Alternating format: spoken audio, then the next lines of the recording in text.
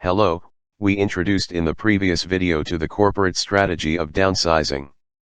We present in this video an example of General Motors' downsizing strategy. The General Motors Company is an American multinational automotive manufacturing company, headquartered in Detroit, Michigan, United States.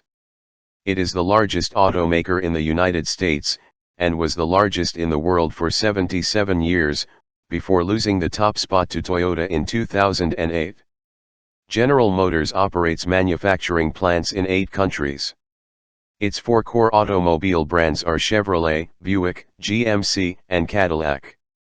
It also holds interests in Chinese brands Wuling Motors and Baojun, as well as DMAX via joint ventures.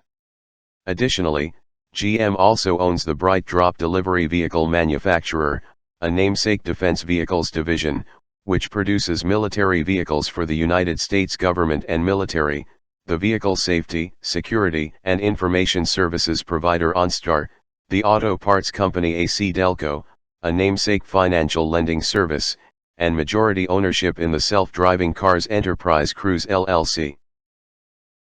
At the end of 2018, General Motors announced the layoffs of 14,000 employees in North America.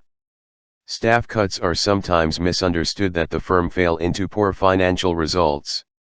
However, in recent years, GM's business has been very good, by reaching a revenue of $20.7 billion in 2017, more than $10.6 billion in 2016, and $7.9 billion in 2015. Its cash flow in 2017 reached $17 billion. So, why did GM cut staff? Let's analyze the market context. In fact, the car market has been volatile in terms of rivalry and advanced technologies during recent decade. Concerning customer taste, electric cars firstly were launched by Tesla company in 2012, by creating a trend of new car consumption. Sales of electric cars are forecasted to increase, from a record $1.1 million worldwide in 2017, to $11 million in 2025 and $30 million in 2030.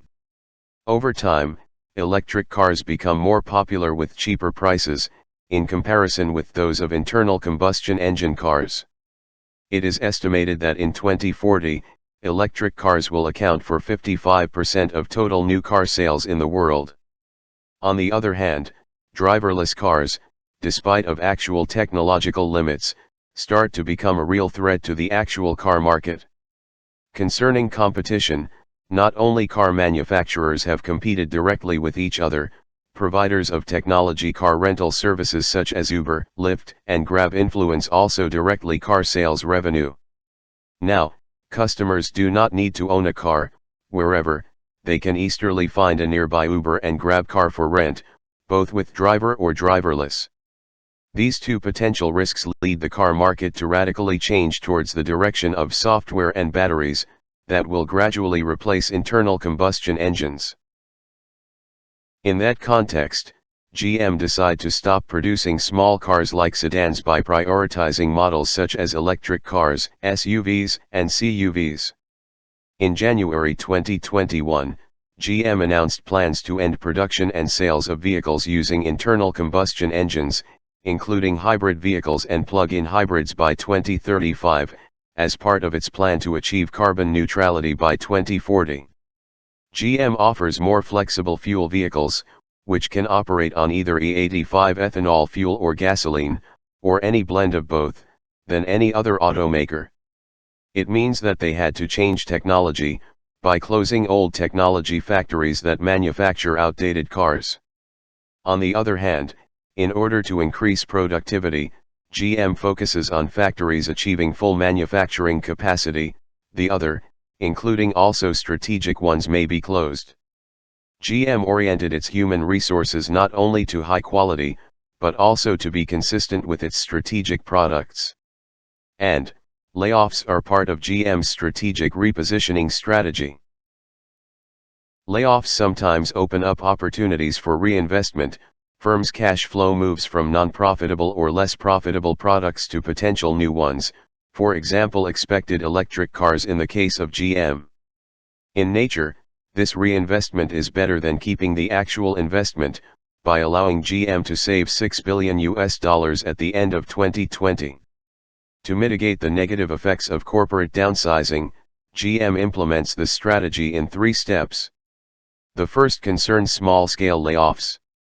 Cutting 14,000 employees is a great quantity, but for a firm like GM with 180,000 employees at the end of 2017, this amount only accounts for 7% of its workforce. Secondly, GM proposes to buy back 17,770 labor contracts. Although only 2,250 accepted this proposal, it is a much more ingenious approach than conducting large-scale layoffs. Thirdly, GM proposes and moves workers from closed factories to new ones having better potential or growth. Fired workers have the opportunity to redirect their careers, while the firm can retain or develop the necessary competencies for the future. In conclusion, growth and development are always the strategic goals of firms, but we cannot achieve them anytime. Corporate downsizing, in a positive perspective, can be considered as a break or a stepping stone for firms to restructure, in order to achieve stronger growth after a rapid growth period. Anyway, corporate downsizing immediately causes negative impact on economy, when several workers lost their jobs, while the firm performance resulted from this strategy still is in the future. Therefore, firms should carefully assess their business situation, as well as the impact of downsizing, in choosing the right way and right level of downsizing, in accordance with specific characteristics and conditions of the firm. This requires firm leaders to have a good strategic vision, and to correctly determine time and level of downsizing in each development period of the firm. Thanks for watching. See you in the next video.